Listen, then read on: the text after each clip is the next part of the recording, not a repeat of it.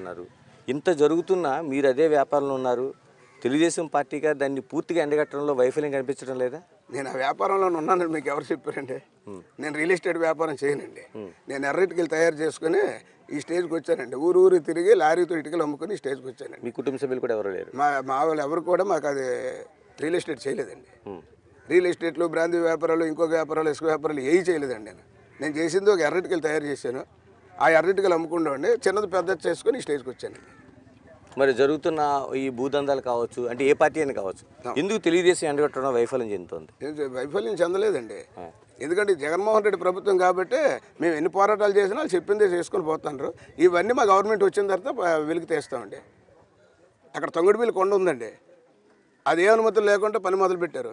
తెలుగుదేశం నాయకులు అందరూ వెళ్ళాం, అభ్యర్థన తెలియజేస్తూ అక్కడ మళ్ళీ ఆ గ్రామంలో ఉన్నటువంటి తొంగుడిపల్లి మా తెలుగుదేశం ప్రజలందరూ కూడా, కార్యకర్తలందరూ కూడా దాన్ని అడ్డుకోవడం జరిగింది. ఆ వర్క్ అక్కడ అయిపోయింది. మరి అలాగే భూదందాలు ఉన్నాయి.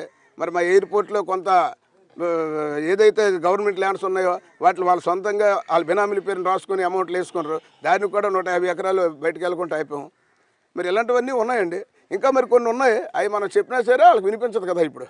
ఎందుకంటే జగన్మోహన్ రెడ్డి గవర్నమెంట్ కాబట్టి వాళ్ళకి తెలిసే చేస్తారు కాబట్టి మనం చెప్పినా వాళ్ళకి వినిపించదు. మనం వచ్చిన తర్వాత వాళ్ళకి కళ్ళు తెరిపిద్దాం. ఇలా నారాయణస్వామి గారు కావచ్చు, నారాయణస్వామి గారి కుటుంబం